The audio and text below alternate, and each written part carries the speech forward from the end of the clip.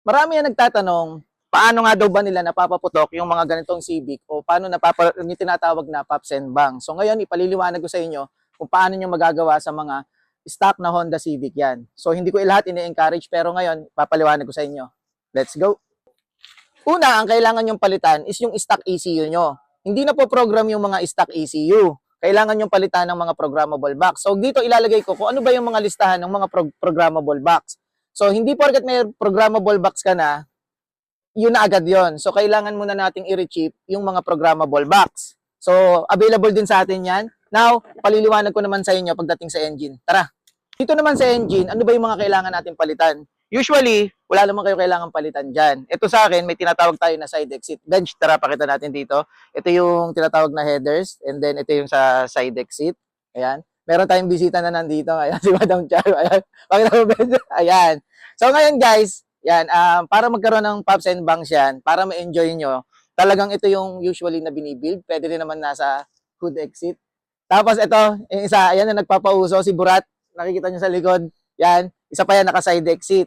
So, mas maganda kapag magpapatune kayo, naka-ready na yung mga headers nyo, no? Kasi kapag naka-stack pa yung pipings nyo, pati yung headers, kailangan nyo pang i-retune yan. So, ang advice namin dyan, kung gusto nyo ng ganito, bago kayo pumunta, naka-ready na yung side exit nyo.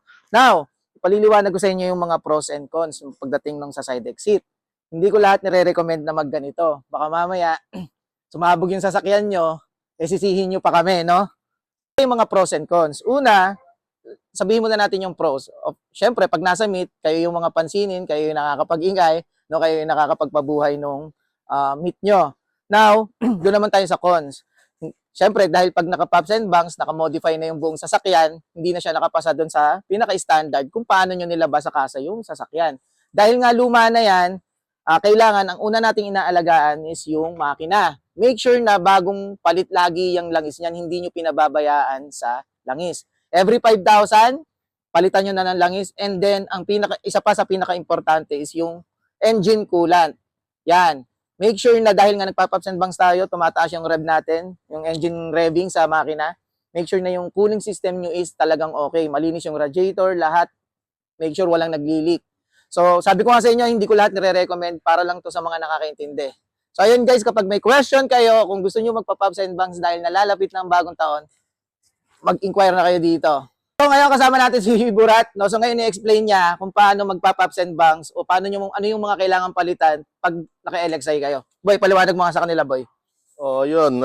Kailangan yung palitan pagka naka-LXI kayo gusto nyo mag-pops and bangs. Una, manifold. Yung manifold. Ito yan, guys. Yan. Manifold yung kailangan palitan. Hindi naman ganito, pero yung pang BTI na manifold. Ngayon, tapos manual IECB, tapos distributor na pang BTI, tapos harness. Tsaka computer box. Yun ang mga kailangan yung palitan para ma-tune yung non-BTEC. Okay. Parang si Putok dati. Oo, yun. LXI to dati na non-BTEC pero naka-tune siya. Yun. So, boy, ano ba yung masasabi mo? Usually kasi yung iba gusto lang naka-base map. Ano bang mas maganda? Naka-tune o yung naka-base map lang?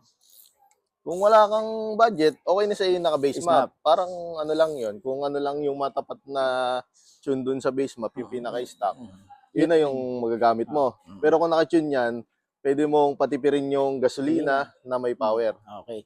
So, ayun guys, lahat ng makina may mga kanya-kanyang base map yan, no? So, pag gusto nyo mag-inquire na kayo dito, no? Lalo't ngayon, boy, magbabagong taon na, boy! Dito lang yan, sa Yellow Basket. Dito lang yan sa Yellow Basket. Magbabagong taon na, wag kayo magpahuli. Kaso, Ayan na, let's go!